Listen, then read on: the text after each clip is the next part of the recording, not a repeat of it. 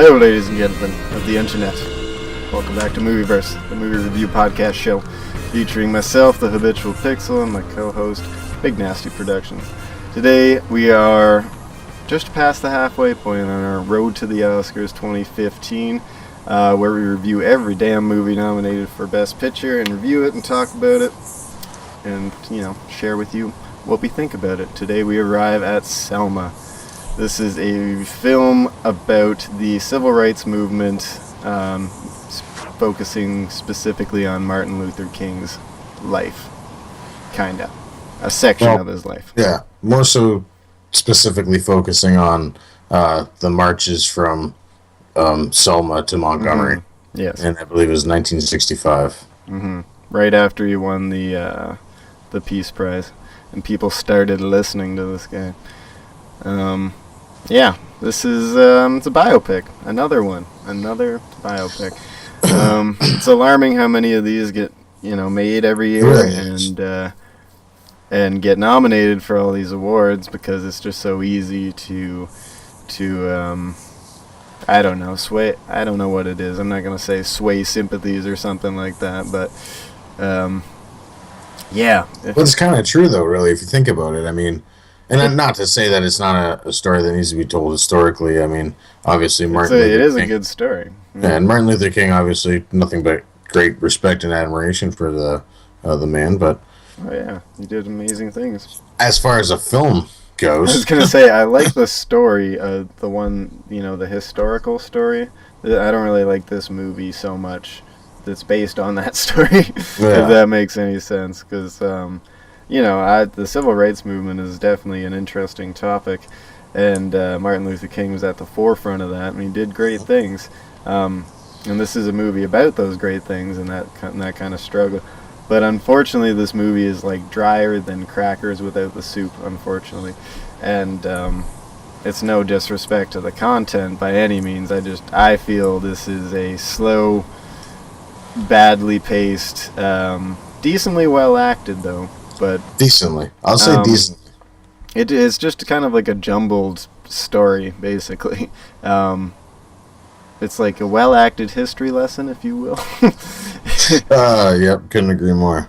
It's because all the information is very interesting and whatnot. It's just the way it's being presented is, I'm like, okay, and there's that, and who are these guys? And we're introducing more characters. It's like the problem with telling a giant story is there's like 50 different characters you need to slot in there in various ways, and I think this film handled it poorly. And I don't know. One thing too, I mean, I feel like I gotta say already that I did think it was a little bit presumptuous the way that they handled Lyndon Johnson's character, and even with J. Edgar Hoover, the way that they kind of interacted, as if he had this sort of little shadow government plan to go after Martin Luther King, which is, I mean, you never know. I mean, conspiracy theorists may speak amongst themselves, but that's a little presumptuous to be putting it in a film like this when you're trying to convey an actual, message that's supposed to have some sort of weight or value. It just seems a little bit, I don't know, I want to say novice to me, but... Yeah, I mean, I don't know. The obvious comparison is last year's Best Picture of 12 Years a Slave, right? Some people might think you're going to get another story as moving and as important as that. And while this may be important, I'm not arguing that, it's just not nearly as moving. I didn't really feel anywhere near the same emotions I did watching 12 Years a Slave, for example. I don't know if you disagree, but this is just not on the same level of storytelling. No, I would agree. I mean, the writing's not as good, and... Yeah, the writing, I guess, is what it comes down to. Because, I mean, the performances are, I would say, close to well enough. I wouldn't say that the lead acting was as well done as 12 Years a Slave, that's for sure. But like I was saying, I mean, with doing stuff like that, when you're doing it in a biopic or something that is supposed to be of historical significance, especially when you're talking about something that means so much to so many people, historical inaccuracies like that, or things that you just kind of take liberties with when you're telling a story, like the part with Lyndon, it's like Johnson, and what's the point in doing that? Well, to me, it's just things like that are what kind of have a feeling in this film where it almost seems like it's gonna, something like that could convey a message to some people that's more hateful than a message of equality or anything like that than they're going to get from the film. You know what I mean? Mm-hmm. It seems like it's a lot of it's just basically, it's not necessarily all white people's fault. It's just the government. Mm-hmm. Yeah, that's it. It blamed solely the government, kind of, sort of, in this. And a bunch of rednecks, really, but. Yeah, I mean, there's a healthy dose of white guilt in this movie. There is. And I get white guilt. We have things. White people have things to be guilty about, but I don't like it when it's. There's a few scenes in this film where it seems like, even though it was the times or whatever, it's like, really, were people that? Like, really? I don't know. Maybe because that's specifically what the story is focusing on, but. Well, I mean, it was that bad back in those times in the States, especially. All back these in the 60s. These historical political characters that are just plotting against Luther King, and I don't know. It seems I guess it's not that far-fetched, sadly, but it seems far-fetched the way they presented it to me for some reason. Yeah, that's what I mean. It's definitely presumptuous in that manner in the way that they approach it, but. Other than that, like you said, I mean, the thing is, on the technical aspect, I thought it's a really well done film. That's why I can see that it is nominated for Best Pictures, because in the technical aspect, it's exceptional, especially compared against other films that it's been up against, in the way that it's shot, a lot of the sequences. But one thing that we were talking about, I was a little disappointed with because of things like that, is the way that I loved the opening sequence. In the way that they did that explosion scene, because I didn't see it. I didn't even see that coming.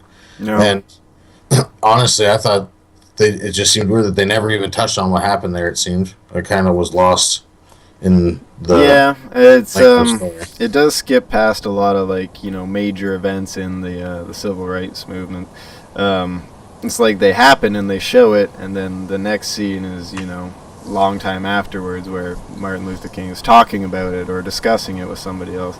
They don't seem to focus on hey, wait a second, who did that? What happened there?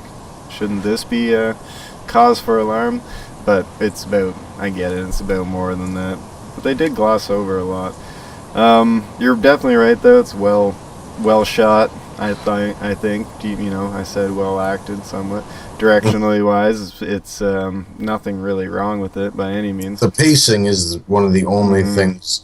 It's a little bit drawn out, and I mean that could just be. No, it's definitely more the director, I would say, than editing, because the editing is still well done. I mean, the scenes are all put together carefully, especially when you do see.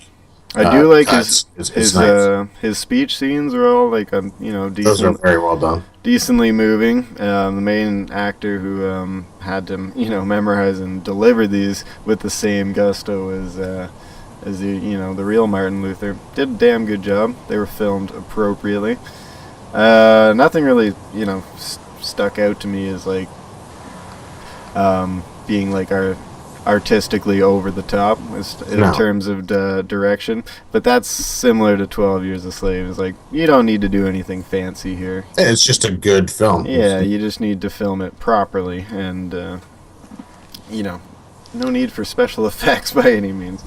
Yeah, I think it is well directed. It's directed by a lady named Ava. Sorry if I mispronounced his last name. DuVernay, something like that. No idea. No idea who she is. I'm trying to find her previous work as we speak, and I'm having a little bit of trouble. But I thought this is a decently well-directed film. I did find it was a lot slower than something like 12 Years a Slave, though. But it is slow. We were talking about that before. Mm-hmm. Yeah, the pace of it's a little tiring, especially if you're trying to, if you rewatch the film, it's a little bit tiresome after the first viewing, really. Mm-hmm. So that's one of the downfalls, I would say, definitely of it overall. Too, is the fact that it does lack that kind of strong carrying sense in it. It seems like a lot of moments are just kind of dull and lolling out, like almost just taking time. Do you know what I mean? Mm-hmm. There was a lot of that's how I felt. There was a lot of taking time scenes of that's what I felt talking and various introductions of more characters that I couldn't follow who they were in their relation to the events that were going on. And the relationships between them, like when I don't even remember his name. I believe it was John something. I think he's some sort of, something in the government. I have no idea. I don't remember. But sorry, excuse me. That's what we're talking about. These guys are just pretty much you won't even think of them. Yeah, but that's a problem with how many fucking characters are in this movie. when him and his buddy are having their little arguments and stuff like that. Yeah, I know what you mean. I was just like, I don't care about any of this. What the hell is going on? That's literally what I think every time I was watching it. What is going on here? Who cares about these guys? Yeah, there is whole scenes where it's just like, okay, that didn't really tie into what happened before and after that scene, so I can't help but notice that sometimes. Yeah, then all of a sudden he's back there just because they got. Well, I mean, I guess that makes sense when they got attacked, but it just seemed a little weird because he's like, "Oh, if you're marching by yourself," I was like, I don't really understand why this guy is leaving, but I was a little confused. Yeah. Yeah. Well, yeah. The only real problem with I shouldn't say only real problem, but my biggest problem was too many characters. I don't know why that sticks out like a sore thumb to me, but they were introducing tons and tons of characters, most of whom are, historically significant, from Malcolm X to George Wallace, etc., J. Edgar Hoover, who the actor looks nothing like him, by the way. but that's a different point. I just noticed, what's this guy's name? Yeah, Dylan Baker, and looks not a fucking thing like J. Edgar Hoover. Oh well, anywho. But there's a lot of big names that like just stop by for a scene in this film, And I thought that was weird. Like Giovanni Ribisi, who just stopped by for a half a scene there. I'm like, okay, can you get him back in there? I wanna. Don't need these other. Yeah, because he actually did a good job. And he did. And Tom Wilkinson, is that his name? Or Wilkerson? Wilkinson? Tom Wilkinson. Or Wilkinson, yes. Yeah, I honestly don't think he did a very good job at all of Lyndon Baines Johnson, or LBJ, if you will. But, he seemed a little underacted, if you ask me. That was poor on his behalf, in my opinion. But other than that, I thought was it Tim Roth played George Wallace. Mm-hmm. Hey, he did an excellent job. Yep. For the small amount of time that he's in it. There's so many people in this fucking movie to go over, but there was Common. He was also in it. See, Common again. What's that? Common again. You have to agree. He wasn't that good. Well, I was just gonna point out. I can't remember a single line of dialogue he said in this film. I believe he spoke when they first were talking about what their main issue should be. Okay. Yeah. And he said the white guy was hurt. He's a priest from Boston, and he said how? Yeah. He said he's dead. Yeah, you're right. This really doesn't answer the question, but. Okay, I was gonna say like he's Common is in a bunch of scenes in this movie, but he doesn't say anything. It's unfortunate because I've seen him do decent acting in other films, but he's not a bad actor, and this just wasn't up to par. Yeah, he just gets nothing to work with here. We got Cuba Gooding Jr. as Fred Gray. He wasn't bad. It's nice to see. Nice tiny role. Yeah, it's nice to see Cuba back in like a smaller role. Oprah Winfrey is in this fucking thing. Completely insignificant. I don't know. I'm a fan of Oprah's money. I'm like, get money. I'm all for that. But she's not. Her character's completely insignificant. She's not really an actress, as far as I know. She's a good host of a show, the character doesn't add or subtract anything. It's just there, kind of. She's in The Color Purple and. Oh yeah, The Color Purple. She must have Burning as well. I can't remember. It's been so long since I've seen that movie. Mississippi Burning. That's a good film. But either way, yeah. Anywho, her role was completely insignificant, whether it be the character or. I mean, all she did. Did she speak? Did she have any lines? I'm pretty sure she just looked in the camera a couple times and then got like attacked by cops. Yeah, she hit that cop with her bag in that one scene. I'm not sure if she She didn't have any memorable lines, that's for sure. I don't remember her speaking at all, except for maybe before she hits the cop. I believe she produced this in some capacity, hence why she probably has a role in it. Whatever, I mean, whatever. She just didn't add anything to it at all. No. I was really surprised to see fucking Martin Sheen show up near the end of this, too. Yeah, I'm just like, as the judge. I'm like, oh, Martin Sheen's here. Hey, Martin. Where you been this whole time? And that's the terrible part with putting bigger name actors in tiny little character slots like that too, is the fact that if you don't give them enough time to establish the character that they're playing, nobody's going to have any believability with that role. Yeah, it's literally impossible. It's almost a waste of their talent. Really, basically, you might as well be using them in a commercial. I mean, it just makes no sense. It's essentially all they're going to see, like you said. Oh, hey, Martin Sheen. That's all they're going to see. That's what I thought about Giovanni's performance as well. He came and went before half the movie was over. See, to me, he was a little more substantial because he did seem to actually carry the plot a little bit more because he was also in talks with the other leaders. It was almost like he's the handler of Lyndon Johnson in talks with the handlers of Martin Luther King. So they did show a little bit of that too, but I guess that's true. Yeah. Overall, you're right though. I mean, realistically, there's a lot of characters where it's just they just spend no time on it, so it's almost just insignificant to even have it in there. And I understand you need to for the historical points of it. Yeah, of course. There's a lot of people. There's a lot of moving parts involved with the civil rights movement, of course, and they choose to look beyond just Martin Luther's story. They branch out to the government's involvement or alleged involvement with the proceedings as well, and kind of look at that side of the story. And doing so, there's so many, there's a lot of fucking people.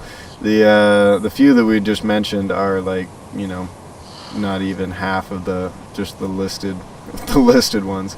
I don't know, and I thought that took away from the film. I wish they would have simplified it a little bit as far as amount of characters and story. Well, and you're right because I believe a lot of introducing them in this. Well, yeah, because introducing them and even spots where they were basically taken away. I don't even know what that guy's name was. He was arguing with his buddy. I don't know what his buddy's name was.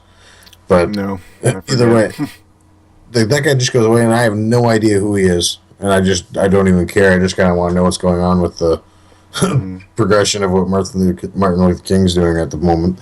Because that, to me, is more so what the movie is supposed to be about, but at the same time trying to be about the community of the civil rights movement when it just didn't have the focus. It's almost like it's just focusing on too many parts, and it's impossible for it to kind of track that into one main focus. Yeah, and one main driving message of the film besides the obvious message of equality. But, I mean, Malcolm X was a character in this. Had one or two scenes at most. Next thing you hear, he's been assassinated. I'm like, where did Malcolm X go? They just come and go, so willy-nilly. But I guess the only guy we haven't really talked about, of the many, is the main character, Martin Luther King Jr., played by David, not even going to try to pronounce his last name. Oyelowo?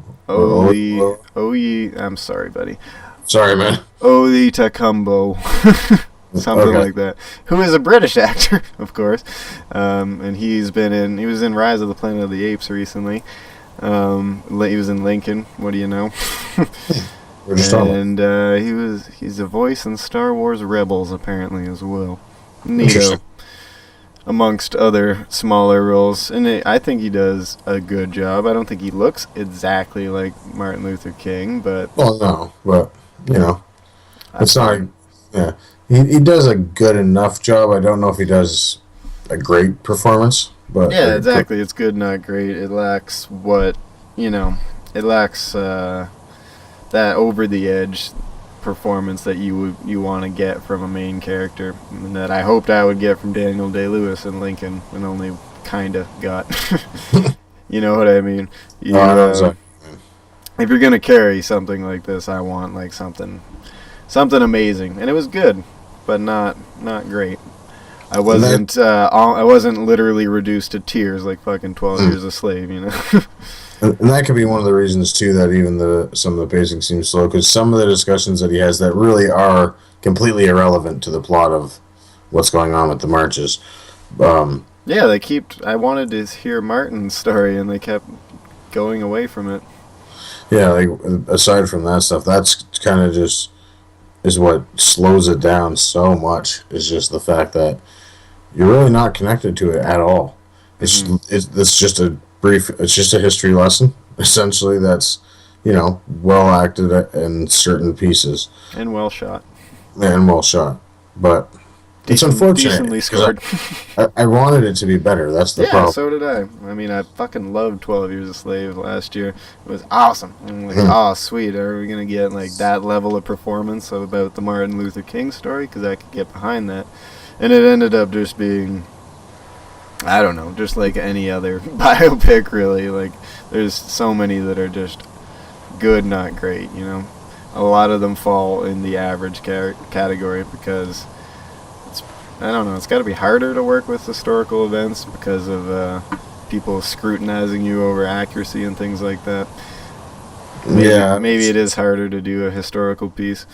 I don't know, but it just didn't grip me nearly as much as last year's winner or some of the other nominees this year. Yeah. I don't really know what else to say. I mean, the fact that it was briefly overly violent is the oddest part. I mean, obviously, that's just based on true events. So obviously, things like that happened, and I mean, the day on the bridge, I'm sure that happened. But I mean, it seemed odd that they would just show it so briefly, and then pretty much have that not really connect to anything that was going on. Because after that, it almost seemed like it had nothing to do with what went further after that. You know what I mean? Mm-hmm.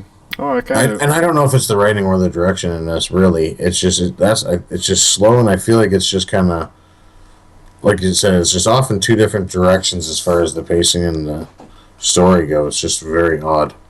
It is very odd. It's it's too bad to see. Yeah, I don't know. It's a well acted history lesson. I'll definitely. And if you're worrying that it's going to be like there's definite moments of anguish when you watch 12 Years a Slave, and if you're worried about any of that kind of racial violence going on, this is a way lighter version of that. Not to worry. Not to say there's not too many damn scenes of police hitting black people with batons. Yeah. There's just too many of them. I'm like, I get it. This is an awful occurrence. Why are you continuing to show me this? I don't know. Just you're right. The bridge scene, which was the main time that happened, it didn't really lead to anything except for a bigger march. They just came back and they moved. And they spent so much time just focusing on the fact that they were beating them like that, which I feel like people, you kind of know that. It seems like that in the kind of overall tone of the film, especially when obviously everybody knows, Martin Luther King was assassinated, and showed a bunch of other stuff with, for instance, the one white woman who had helped them, Viola something, she got killed by a Klans member 5 hours after the speech that he gives at the end of the film. Yeah, it's stuff like that I feel for instance, like if some people didn't know, for instance, let's say younger people didn't know about a lot about Martin Luther King, which I'm assuming they still learn in school, but let's say they didn't know a lot about it. I feel like it's one of those messages that could kind of instill a little more hate than equality or understanding. You know what I mean? Yeah, and that's if the message of this film doesn't get lost completely on a younger audience. So I feel this would be and usually a good film to show in like a history class. I feel like some of them would only see the fact that it's just white people aggressively beating black people or killing them, and that it's the government basically allowing this to happen. Yes, and that is I don't know. It just seems like a ham-fisted, one-sided kind of story, or one-sided kind of look at this story, if that makes any sense. And I'm not calling the story bullshit or its events insignificant by any means. Exactly. I'm just saying, as purely storytelling, as a film medium, I feel like that might get misconstrued as we're tearing apart this movie about racial significance. But you gotta understand, it's about the film itself. The events do not matter. This film itself is just, lackluster, I feel. Yeah, I would agree. It was a kind of a letdown because I did want it to be better. I was hoping it'd be better. I was hoping it'd be better too. But overall, I was unimpressed. Yeah. I thought, like I said, that it was shot well. I mean, it's definitely good to watch at least once. I mean, there is, if maybe if you're rusty on your history, or like you said, younger and don't know it, there is some some interesting facts in here. Yeah, there is some significance to it in that aspect. I would think. Yeah, it has historical and educational significance. I don't feel it has too much film significance, if that makes sense. Definitely not entertainment value. God, is that slow. Yeah, like I said, drier than crackers without soup, and that's, that I don't like it when you do that, movies. Basically, to put that lightly, if we're gonna have this kind of subject matter, don't be doing this. I don't know.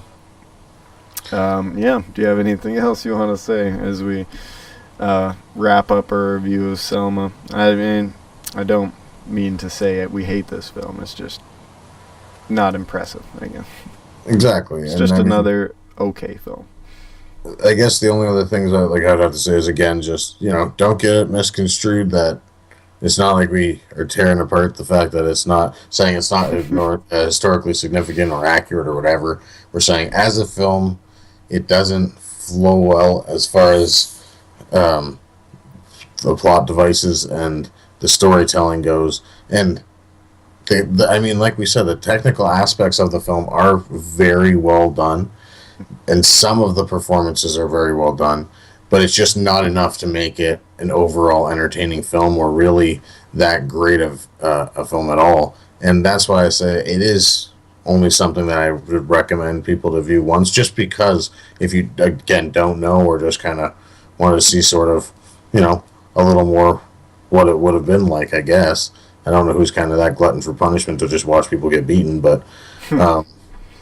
Yeah, I mean, it is an interesting period of history, and it's a period I've always been fascinated with. Other than that, I have nothing. Yeah, I don't know. This is just okay, and a little underwhelming. I think it's, I don't know, like you said, if you're interested in history or Martin Luther King, which, you should be, you're probably going to get something out of this. If you're looking for, like, a moving, tear-jerking Oscar performance or something like that, that's nowhere to be found here, unfortunately. I didn't feel all that moved by anything except for his last speech. And it's just, I don't know, I think it lacks... it lacks movie magic, basically. It lacks the cohesive package where everything comes together. And this movie just doesn't, unfortunately. Still, I'm sure it's important. I can see why it's nominated. I'm tired of these biopics. It's almost like they get in by default. That's the problem. There seems to be like just a free pass card to these biopics that are just like, take a story of a man like, I don't know, Chris Kyle, that fucking coder dude, Stephen Hawking, like all these people. And there's been hundreds in the past, Lincoln, Steve Jobs, the list goes on and on. Put a good actor in the main role, flush out the supporting cast. Boom, Oscar. And it just seems like it's, I don't know, like a guaranteed entry is the biopic. And it's the golden ticket to the chocolate factory, if you will. Yeah, and not that there hasn't been some good ones here and there, but I'm getting fucking tired of them because they're just, I don't know, they just seem to be on a downward decline of like these, true to life, slower paced drama biopics. It's just not doing it for me, really. Well, and that's why I think something like Grand Budapest is going to win over this, or even... Yeah, because Grand Budapest is something you've never seen, ever. This is a film... As much as I hate to say it. Yeah, this film is something you have seen before, or at least I've seen before many times. Mm. Grand Budapest is a unique adventure. This film is just a movie. Exactly. It's similar to JFK, like you said, similar to Lincoln. Yeah, it is. And I mean, like, I didn't really like JFK. Similar to Bobby. Didn't really like Frost versus Nixon. I didn't No. really like Lincoln. And they're all like a similar structured movie. And Obviously not about the same subject matter, but no. again, the film. Of course, no. We're talking, subject matter of focusing on one character throughout a slice of their life, which wasn't historically important shit happened, you know? Exactly. Yeah, and it's just tried and true. It's been done too many times. Unless a unique spin on it or a never before told story from history comes about, then I'm going to continue to lose interest in these films. I don't know. So what do you think you're going to give it for a rating anyways, though?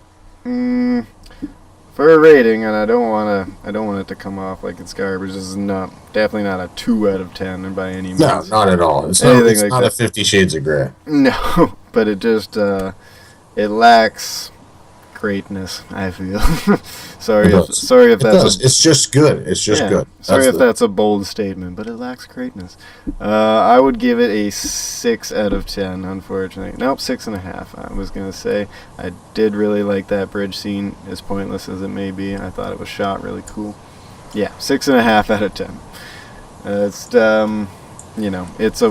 It's a rental, if you will. It's a Netflix watch, sadly.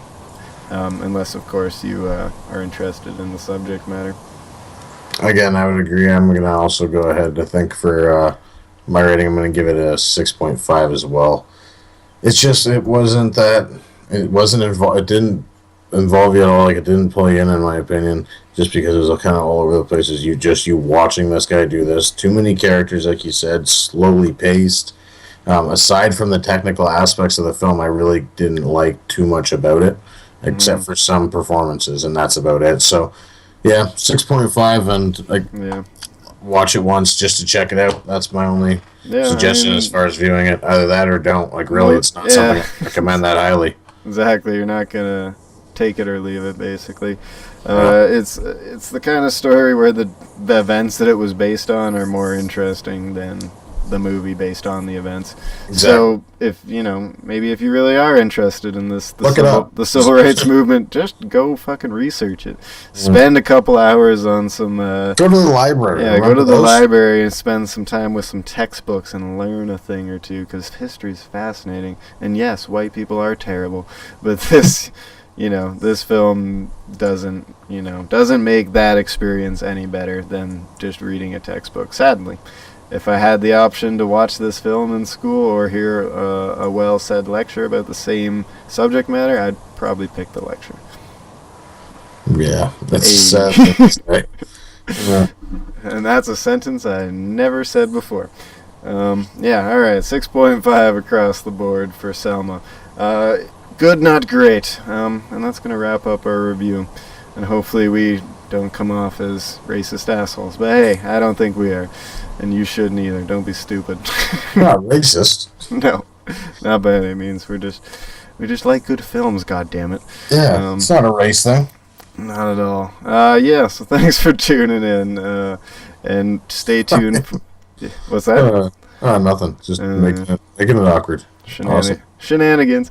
So stay tuned for our next 3 reviews as we wrap up this. They're all going to go up this week. Surprise. It's going to be a busy week. Surprise. Surprise. You get a video every day, probably. Don't worry. We won't come off like racist assholes in the other word. And guess what?